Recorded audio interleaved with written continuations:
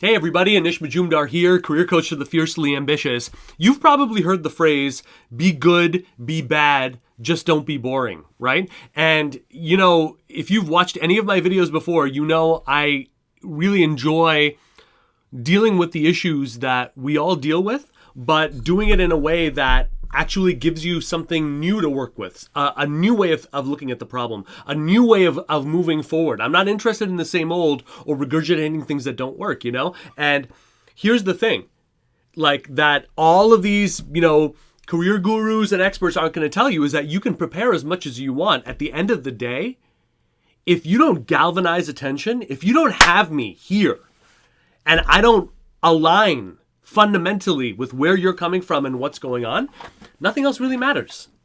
It's going to be an uphill battle every step of the way, and you almost don't even want an outcome where that engagement it wasn't there from the beginning, because you're going to have resistance for everything after this over and over and over and again. Hiring is not an intellectual exercise, no matter how much employers might tell you otherwise. Yes, that plays a role, obviously. If I'm going to get surgery, I would like the person who's working on me to be a surgeon, qualified and all of that, absolutely. But beyond that, especially in hiring, there's so much else there. And the most important thing, the first time you are exploring an opportunity, the first time you are building a relationship with someone who can get you the in, create a role, be a partner, be a client, the most important thing is that you don't bore them, that you galvanize them, that you get them thinking. Now, it could be a love fest right from the get-go, and you're just like, wow, okay, everything's great, and we're all getting along, and everything's great. Maybe it could be resistance, and it could be friction. I've had plenty of fantastic opportunities come my way in my life that initially we were kind of at loggerheads, but it was a productive, engaged loggerheads, Even when I look at, I've been married for 11 years. When I look at the relationship with me and my wife, we are always at loggerheads, but it's the interested loggerheads. It's the interest that's like, oh my God, really after all this much time? Seriously? This is you? But there's a pleasure almost to it, right? So what's the common thread here? Interest. What's the other common thread? You're never going to bore and prepare your way into making this happen. You got to activate something else. So what do you do when you're stuck in that situation? When you're dealing with the nightmare situation, and I think we would all have it. Maybe if there's, if you've never had this experience, let me know, leave me a comment. I'd love to hear from you. And if you have, leave me a comment. I'd love to hear what your experience has been. But I think almost all of us have been in that painful situation where you showed up, you've got real stakes in something, and you're looking at the other person and they're checked out. The questions they're asking you are formulaic. They're not following up. They're not picking up on any cues, behavioral or otherwise. They're not picking up on any details. They're not getting excited. It's the conversation is not progressing out of that initial overly formal, dry sort of thing. It's not getting intimate. It's not getting engaged. It's not getting meaningful, So what do? Right? How do you get this thing back on track? Well, I want to share a couple of methods that have worked really well for me, and I want to share them with you in the hopes of, if you're facing this or you're even seeing a conversation interact starting to go down this way. Because by the time you're seeing like facial expression changes and all of that, it's already several things have usually happened or not happened to get you there. If you can nip this stuff in the bud, so much the better. And all of the things that I'm about to show you here, especially the ones that you may feel a little bit like, whoa, it takes big ones, big swinging ones to pull that off. I promise you anyone can.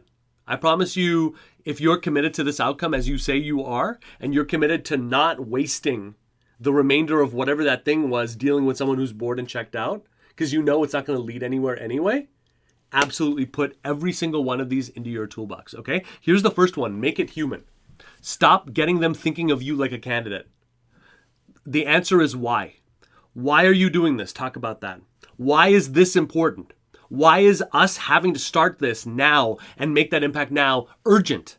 These are the things that need to be hit, okay? And when you make it about you, when you say, look, this is a personal mission of mine, it's not just, you can make a buck in pharma and biotech. It's actually seeing the results of this new drug that we brought forth that didn't even exist 2 years ago, actually improve health outcomes, improve quality of life amongst people around the world. That's my payoff. That's my why. The minute I start talking about that, you can't look at me as just the other candidate for this pharma biotech role, right? I've personalized it. I've made it deeply human. When I talk about the urgency, when I talk about the importance, when I talk about the vision, let them worry about putting you into a box, okay? Let them at least try to put you into a box of different skills and qualifications. You think about the big. You think about where all of this and what you would be doing at the high level impacts the entire organization, okay? The more you personalize, the more you reactivate. And for most people, it's like a shock of cold water. Gets them right back into the interaction. Oh crap, this is a real person. This is a dad, this is a mom. Like I'm there, there's commonality there, okay? So make it human is always a great go-to to stave off boredom, okay? Number 2, okay? Challenge, right? Few things will reactivate someone who's checked out more than a challenge. That's why a teacher in a classroom will be like, you answer that question, the kid who's like sleeping, because you're right up there, okay? You can do a variation of the same thing. You've been here for 4 years, and obviously you've been telling me about some of the things that don't work. Why are you still here? Why hasn't this been addressed before? It's obviously a problem. You say that there's people who are qualified to solve it. Why hasn't it been? I noticed that this job was in job posting mode about 9 or 10 months ago, and then it was put off. And then what happened there? Was there a new hire that didn't work out? What was the learning experience there? Challenge. You challenge them. Ask them something that requires a clear, non-biased answer right there. Why not? What happened? I had a client of mine who recently dealt with this. Oh, we'd love to talk to you about this, and it seems like it makes real sense, but we got a whole division about it. That's a great challenge opportunity. Well, what have they done for you? Why are we talking then? Why am I not taking notes and learning from you guys if you say you have the secret sauce? Clearly you don't. So what's the missing piece here? Because there has to be, right? So challenge is a great way. Boom. Grab this person, bring them right back in, okay? Here's the third one, okay? Flip it. Right? So what I mean is, if I'm in a conversation and you're like checking out, let me turn it over to you and say, okay, look, I've been talking a lot and I've been shooting my mouth off here, but you're the one who has the deep roots in this company. You're the one who knows the CEO. You're the one who's worked closely with the COO.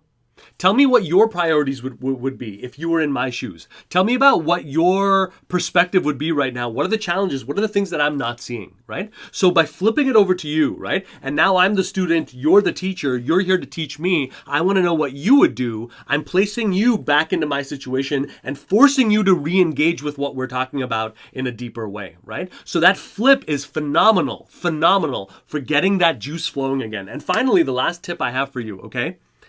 Call it out. Look, I definitely don't want to bore you. I definitely don't want to come in here and go through a routinized thing. I've been on the other side of that. It sucks, right? So let's just call it out. What are the 2 or 3 most important things that we need to talk about right here? And if we get it done quick and it's there, hell yeah, I'm all on board. But tell me. Exactly, because I don't want to shoot my mouth off here and tell you things that are not pertinent, that are not relevant. That's not helping me. That's not helping you, right? So tell me what is the mission critical stuff, and we'll get that right out of the way fast, okay? And then we'll have some fun, maybe, So call it out if all else fails. So here's the 4 tips. Make it human. Okay, your risk of boredom, humanize the conversation. Make it about the why. Why are you doing this? Why is this important? Why is this urgent? Challenge, right? Ask a question that requires a clear, decisive answer. Number 3, flip it, right? Put them in the shoes of you having to do this, right? And what would they do? Force them to activate that way. And the fourth and last one, if all else fails, call it out. Call out the elephant in the room. You can have fun with it. It could be a joke. It can be light. You know what I mean? You can bring them back in that way, okay? These are all ways to reactivate someone who is at risk of being overtaken by boredom, especially during an interview. If you need more help, if these types of videos are helping you, the next place you need to go is helloanish.com. You're going to see more exclusive videos with training you're not going to get anywhere else. You're going to have access to my exclusive free masterclass that'll teach you the 5 shifts that I work with my masterminders on to get them out of the job search forever, and you'll be set up, okay? And keep those comments coming. I love those. Have a great day.